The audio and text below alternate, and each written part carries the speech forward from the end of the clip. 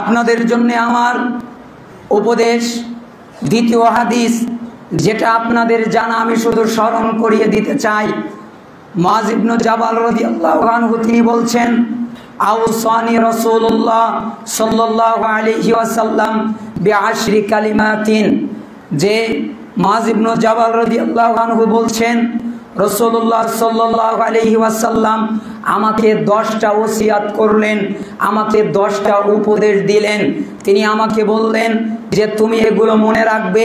তার মানে 10টা ওসিয়াত করলেন, 10টা উপদেশ আমাকে দিলেন। তিনি আমাকে বললেন, লা তুশরিক বিল্লাহি শাইআ ওয়া ইন কুতিলতা ওয়া হুররিকতা। এক, আল্লাহ তাআলার সাথে তুমি কখনো শরীক করবা না। আল্লাহ তাআলার সাথে কোনো ব্যক্তিকে, কোনো বস্তুকে তুমি অংশীদার স্থাপন করবে না।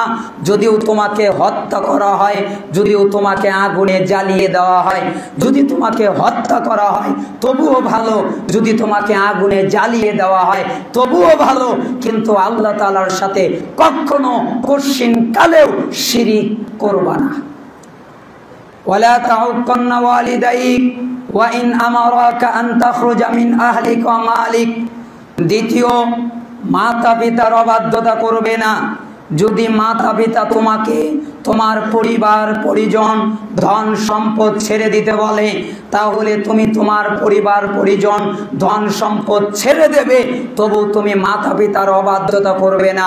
এখানে একটা কথা মনে রাখলে ভালো হয়, যদি মা বাবা আল্লাহর অবাধ্যতা করতে বলে তাহলে আপনি আল্লাহর অবাধ্যতা করবেন না, কিন্তু মা বাবার সাথে খারাপ আচরণও করবেন না, তাদের সাথে সুন্দর আচরণ করবেন। তার মানে যদি মা বাবা পিতা মাতা তোমাকে তোমার পরিবার ছেড়ে দিতে বলে, তোমার সম্পত্তি ছেড়ে দিতে বলে, তাহলে তুমি তাই করো, কিন্তু পিতা মাতার অবাধ্যতা করবে না। ওয়ালা তাউক্কান্না ওয়ালিদাইক ওয়া ইন আমারাকা আন তাখরুজা মিন আহলিকা ওয়া মালিক। এ কথা আল্লাহর নবী বললেন। ওয়ালা তাতরুকান্না সালাতান মাকতুবাতান মুতাআম্মিদান ফা ইন্না মান তারাকা সালাতান মাকতুবাতান মুতাআম্মিদান ফাকাদ বারিআত মিনহু জিম্মাতুল্লাহ। আল্লাহর নবী বললেন, শুনে রাখো, তোমরা ইচ্ছা করে ইচ্ছাকৃতভাবে কখনো ফরজ সালাত ছেড়ে দিবা না। কারণ যে ব্যক্তি ইচ্ছাকৃতভাবে ফরজ সালাত ছেড়ে দেয়, আল্লাহ তাআলা তার উপর থেকে দায়িত্ব উঠিয়ে নেয়। তার প্রতি আর আল্লাহর কোনো দায়িত্ব থাকে না, তার দেখভাল আর আল্লাহ তাআলা করে না, তার দায়িত্ব আর আল্লাহ তাআলা নেন না। যার উপর থেকে আল্লাহ দায়িত্ব উঠিয়ে নেয় তার তো বিপদ আর বিপদ। এই জন্য ইচ্ছা করে কখনো ইচ্ছাকৃতভাবে ফরজ সালাত ছেড়ে দিবা না। কারণ যে ইচ্ছাকৃতভাবে ফরজ সালাত ছেড়ে দেয়, আল্লাহ তাআলা তার উপর থেকে দায়িত্ব উঠিয়ে নেয়। এখানে একটা টিকা দিতে চাচ্ছি, একটা কথা বলতে চাচ্ছি, একটু ব্যাখ্যা করতে যাচ্ছি। আমাদের সমাজে দুইটা গ্রুপিং হয়েছে। কেউ বা বলছে যারা সালাত আদায় করে না তারা হচ্ছে ফাসিক, কাফের নয়। আর কেউ বলছেন যারা সালাত আদায় করে না তারা হচ্ছে কাফের। দুই দলে বিভক্ত না? এখানে আমার একটা বুঝ এসে যায়। আমি একটা হাদিস থেকে চমৎকার একটা বুঝ পেয়েছিলাম। যেমন আল্লাহর নবী বলেছেন, বাইনার রজুল ওয়া বাইনাল কুফর ওয়া শিরক তারকুস সালাত। আবার কোন বর্ণনায় আছে বাইনার রজুল ওয়া বাইনাল শিরক ওয়াল কুফর তারকুস সালাত, তারকাস সালাত দুটাই পড়া যায়। রাসূলুল্লাহ সাল্লাল্লাহু আলাইহি ওয়াসাল্লাম বললেন, কোন ব্যক্তি, কোন মুশরিক, কোন কাফের, এদের ভিতরে পার্থক্য হলো সালাত ছেড়ে দেওয়া। যারা সালাত আদায় করে তারা হচ্ছে মুসলিম, যারা সালাত আদায় করে না তারা হচ্ছে কাফের অথবা মুশরিক। তখন এক শ্রেণীর লোকেরা আবার দলিল নিয়ে আসলো যে আল্লাহর নবী তো বলেছেন সিবাবুল মুসলিম ফুসুক ওয়া কিতালুহু কুফরুন, মুসলিমকে গালিগালাজ করা ফাসিকি এবং মুসলিমকে হত্যা করা কুফরি। তাহলে সিফিনের যুদ্ধে সাহাবীরাই সাহাবীদেরকে যে হত্যা করলো, কতল করা হলো, তাহলে কি একজন আর একজন কাফের হয়ে গেল কিনা? জি না। এইখানে আমলগত কুফর উল্লেখ হয়েছে। এই কুফরের কারণে কেউ কাফের হয়ে যায় না। কেন?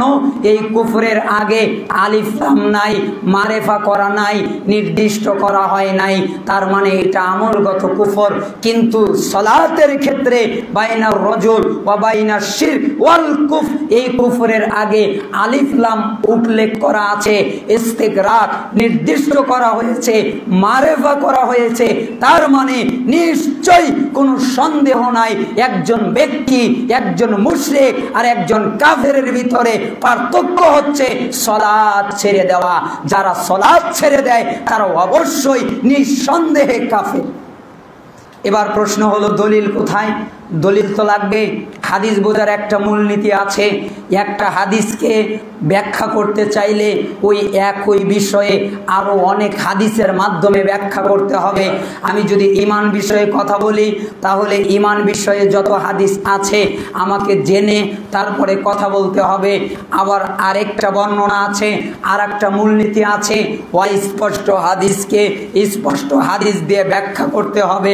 আর একটা মূলনীতি আছে, একটা হাদিসের মাধ্যমে ফতোয়া দেওয়া যাবে না, বরং ওই একই বিষয়ে একাধিক হাদিস দেখতে হবে। তাহলে এবার প্রশ্ন হচ্ছে, এই যে মুসলিমের 82 নম্বর হাদিস, তিরমিজির 2619 নম্বর হাদিসে বলা হলো যে কোনো ব্যক্তি মুশরিক কাফেরের ভিতরে পার্থক্য সালাত ছেড়ে দেওয়া, তাহলে এর কি দলিল আছে কিনা? আল্লাহর নবী বললেন, আলাহাদুল্লাযী বাইনানা ওয়া বাইনাহুমুস সালাত ফামান তারাকাহা ফাকাদ কাফার। আমাদের ভিতরে আর তাদের ভিতরে, তার মানে আমরা মুসলিম আর তারা কাফের, আমাদের ভিতরে আর তাদের ভিতরে যেটা পার্থক্য সেটা হচ্ছে সালাত ছেড়ে দেওয়া। আমরা মুসলিম সালাত আদায় করি আর যারা মুসলিম নয় তারা সালাত আদায় করে না, এটা হচ্ছে আমাদের ভিতরে আর তাদের ভিতরে পার্থক্য। তাহলে সাহাবীরা কোন ফতোয়া দিয়েছিলেন? হাদিস বোঝার মূলনীতির একটা মূলনীতি হচ্ছে সাহাবীদের আমল দেখতে হবে, তাদের বর্ণনা দেখতে হবে, এই বাক্যকে তারা কিভাবে বুঝেছেন এই বুঝটা বুঝতে হবে। ওমর ইবনুল খাত্তাব রাদিয়াল্লাহু আনহু বলছেন, লা হাদ্দা ফিল ইসলাম লিমান তারাকাস সালাহ, যেই ব্যক্তি সালাত ত্যাগ করলো সে নির্ঘাত কাফের। বাইহাকির 1559 এবং 6291। এরপরে আব্দুল ইবনে মাসউদ আলী রাদিয়াল্লাহু আনহু তিনি বলছেন, মাল্লাম ইউসাল্লি ফাহুয়া কাফিরুন, যে ব্যক্তি সালাত আদায় করে না সে নির্ঘাত কাফের। এরপরে আব্দুল ইবনে মাসউদ রাদিয়াল্লাহু আনহু তিনি বলছেন, মাল্লাম ইউসাল্লি ফালা দীন লাহু, যে ব্যক্তি সালাত আদায় করে না তার কোনো দিন নাই, তার কোনো ধর্ম নাই, তার কোনো জীবন ব্যবস্থা নাই, তার কোনো দিন নাই, তার মানে সে কাফের। এরপরে তাবি আব্দুল্লাহ বিন শাকিক তিনি বলছেন, কানা আসহাবুন নবী সাল্লাল্লাহু আলাইহি ওয়াসাল্লাম লা ইয়ারাউনা শাইআম মিনাল আ'মাল তারকুহু কুফরুন গায়রাস সালাহ, নিশ্চয়ই সাহাবীরা কোনো আমল ত্যাগ করার বিনিময়ে কাউকে কাফের মনে করতেন না, অন্য কোনো আমল ত্যাগ করলে কাউকে কুফরি মনে করতেন না, কাউকে কুফরির ফতোয়া দিতেন না, কাউকে কাফের মনে করতেন না। কিন্তু কেউ যদি সালাত ত্যাগ করত তাহলে তারা তাকে কাফের মনে করত।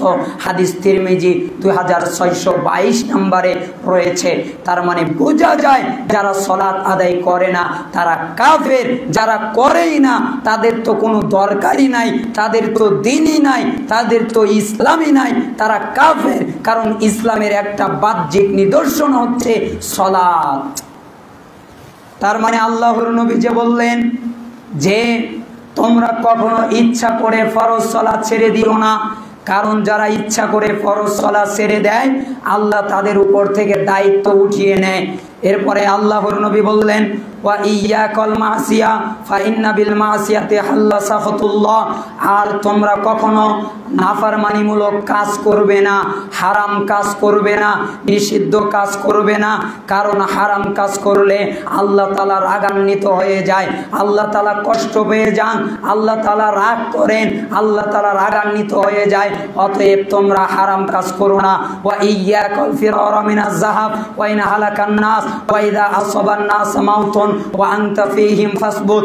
এরপরে তিনি বললেন, তুমি কখনো, আরেকটা বর্ণনা আছে, ওয়ালা তাশরাবান্না খামরান ফা ইন্নাহু রাসা কুল্লি ফাহিশা, তুমি কখনো ইচ্ছাকৃতভাবে, তার মানে তুমি কখনো নিষাদার দ্রব্য পান করবে না, কারণ যে নিষাদার দ্রব্য পান করে এটা হচ্ছে সমস্ত অশ্লীলতার, সমস্ত খারাপ কাজের মূল। তুমি কখনো জিহাদের ময়দান থেকে পালাবে না, যদিও সমস্ত মানুষ মৃত্যুবরণ মৃত্যুবরণ করে, তুমি কখনো মহামারী কবলিত এলাকা থেকে পালাবে না। যদি সমস্ত মানুষ মৃত্যুবরণ করে, এখানে মাউতানুন, এখানে এর অর্থ হচ্ছে মহামারী। তার মানে তুমি মহামারী যেই এলাকায় হয়েছে ওই এলাকা থেকে বের হবে না। ওয়া আনফিকা আলা ইয়ালিকা মিন তাওলিক, এবং তুমি নিজের পরিবারের জন্য ব্যয় করবে, খরচ করবে, কার্পণ্য করে তাদের কষ্ট দিবা না, কিপটামি করে তাদেরকে কষ্ট দিবা না, কিপটামি করে আমার অনেক টাকা পয়সা আছে, আমার অনেক জমি জায়গা আছে, আমি শুধু টাকা গুছাচ্ছি আর টাকা জমাচ্ছি, আর আমার সন্তানকে আমার স্ত্রীকে তেমন খাদ্য দিলাম না, তেমন বস্ত্র দিলাম না, তাদেরকে কষ্ট দিয়ে বললাম সোনারা একটু কষ্ট করে টাকা পয়সা জমাই, ভবিষ্যতে ভালো হবে, এরকম কথা বলে তাদেরকে কষ্ট দিও না। ওয়ালা তারফা আনহুম আসাকা আদাবা, এবং নিজের পরিজনকে আদব কায়দা শিখাবে, প্রয়োজনে লাঠি ব্যবহার করে হলেও। এইখান থেকে বোঝা যায় যে শিক্ষক তার ছাত্রকে মারতে পারে না, শিক্ষক তার ছাত্রকে প্রহার করতে পারে না, শিক্ষক তার ছাত্রকে আঘাত করতে পারে না। কেন? সন্তানকে যদি পেটে, তাহলে তার বাবা পিটতে পারে। তোমার সন্তানের বয়স যদি 7 বছর হয়, তাকে সলাতের কথা বলো, আর তার বয়স যদি 10 বছর হয়, তাকে পিটিয়ে সলাত আদায় করো। তার মানে তুমি তোমার পরিজনকে আদব কায়দা শিক্ষা দাও, প্রয়োজনে লাঠি ব্যবহার করে হলেও তাদেরকে আদব কায়দা শিক্ষা দাও। ওয়াখিবহুম ফিল্লাহ, এবং তাদেরকে আল্লাহর ব্যাপারে ভয় দেখাতে থাকো। তাকে বলো, হে আমার আদরের সন্তান, তুমি আল্লাহকে ভয় করো। হে আমার আদরের সন্তান, তুমি জাহান্নামকে ভয় করো। হে আমার আদরের সন্তান, তুমি আল্লাহর আযাবকে ভয় করো। তাদেরকে আল্লাহর ব্যাপারে ভয় দেখাতে থাকো। মুসনাদে আহমদ 21570 নম্বর হাদিস, এটা সনদ বিশুদ্ধ। তার মানে এখানে আল্লাহর নবীর 10টা ওসিয়ত, 10টা উপদেশ তিনি দিলেন। 1, কখনো শিরিক করবা না, যদি তোমাকে হত্যা করা হয়, আগুনে জ্বালানো হয়, তবুও করবা না। 2, পিতামাতার অবাধ্যতা করবা না, যদি পিতামাতা তোমাকে তোমার পরিজন ধন সম্পদ ছেড়ে দিতে বলে। 3, ইচ্ছা করে ফরজ সালাত ছেড়ে দিবা না, কারণ যারা সালাত ছেড়ে দেয় আল্লাহ তাদের উপর থেকে দায়িত্ব উঠিয়ে নেয়। 4, নিষেধার দ্রব্য পান করবা না, কারণ এটা সমস্ত অশ্লীলতার মূল। 5, তোমরা কখনো জিহাদের মাঠ থেকে পালাবে না। 6, তোমরা মহামারী কবলিত এলাকা থেকে পালাবে না। 7, তোমাদের পরিজনের উপরে কার্পণ্য করে তাদেরকে কষ্ট দিবা না। 8, তোমার পরিজনকে আদব কায়দা শিখাবার জন্য প্রয়োজনে লাঠি ব্যবহার করো, কিন্তু তাও আদব কায়দা শিখাবে। এরপরে তুমি তোমার পরিজনকে আল্লাহর ব্যাপারে ভয় দেখাতে থাকবে। রাসূলুল্লাহ সাল্লাল্লাহু আলাইহি সাল্লাম 10টা ওসিয়ত করলেন। আল্লাহ তাআলা যেন আমাদেরকে আমল করার তৌফিক দান করেন।